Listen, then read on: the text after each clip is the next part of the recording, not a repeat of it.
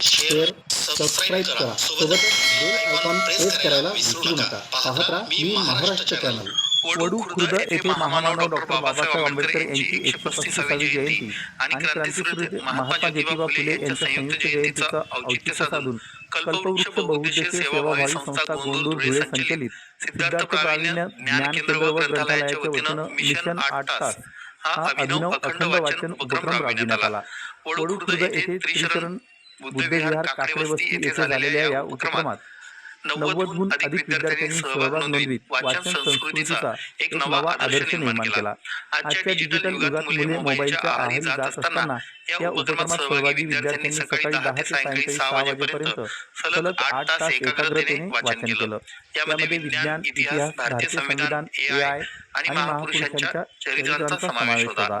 विशेष म्हणजे वाचनानंतर विद्यार्थ्यांनी स्वतः उभे राहून वाचलेल्या भागाचं सादरीकरण केलं. त्याला उपस्थितांनी चांगली दाद दिली. कार्यक्रमाच्या अध्यक्षपदी संस्थेचे संस्थापक अध्यक्ष प्रवीण दाजमल वाघ हे होते. प्रमुख पाहुणे म्हणून सौ मंदाकिनी नानी, संपत साकोरे, माजी सरपंच महेंद्र खांदवे, पेरणे फाटा ग्रामपंचायत सदस्य सुनील अवचार, उपसरपंच नवनाथ पावळे, माजी सरपंच सतीश तिठे, निलेश काकडे, युवा उद्योजक अनिल सोंधे, प्रवीण ढवळे, लोकनायक प्रतिनिधी रिजवान बागवान यांच्यासह अनेक मान्यवर उपस्थित होते. यावेळी संस्थेचे अध्यक्ष प्रवीण वाघ यांनी मुलांना गुड टच बॅड टच याविषयी जागरूकता निर्माण केली, तर सुजित खडसे यांनी बोधकथांमधून मार्गदर्शन केलं.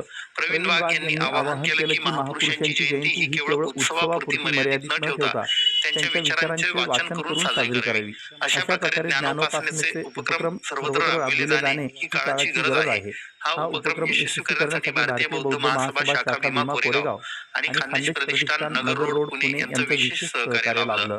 संस्थेचे सहसेक्रेटरी जयश्री प्रवीण वाघ, कायदेशीर सल्लागार कोमलदास वासनिक मॅडम आणि कल्पवृक्ष परिवारातील सर्व सदस्यांनी यासाठी विशेष परिश्रम घेतले.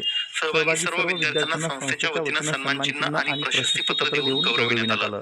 ज्ञानाचा दिवा लावून जयंती साजरी करण्याच्या या प्रयोगाचं संपूर्ण परिसरातून भरभरून कौतुक करण्यात आलं.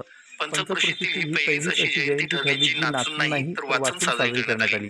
ग्रंथालयाच्या वतीने जो ग्रंथालयातून अभ्यास करून CBSE पॅटर्नमध्ये 90 मार्क मिळविले तो नैतिक जीवन लांजेवार यांचाही संस्थेच्या वतीने सत्कार करण्यात आला. कार्यक्रमाची सुरुवात राष्ट्रगीताने झाली. कार्यक्रम यशस्वीतेसाठी संस्थेच्या सहसेक्रेटरी जयश्री प्रवीण वाघ, कायदेशीर सल्लागार कोमलदास वासनिक, श्याम पाटील, शुभम जामनिक, कतुल कसबे, सुजित खडसे, जीवन लांजेवार, प्रशांत गवळी, रावसाहेब वाघ, प्रशांत दुबे, प्रशांत पराटे, दीपक चव्हाण, विलास पाटील, संजय बागुल, वासनिक मॅडम आणि कल्पवृक्ष परिवारातील सर्व सदस्यांनी परिश्रम घेतले.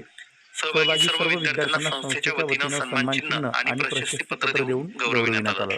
मी महाराष्ट्र न्यूज चॅनलच्या बातमीपत्रास लाईक, शेअर, सबस्क्राईब करा. सोबतच बेल आयकॉन प्रेस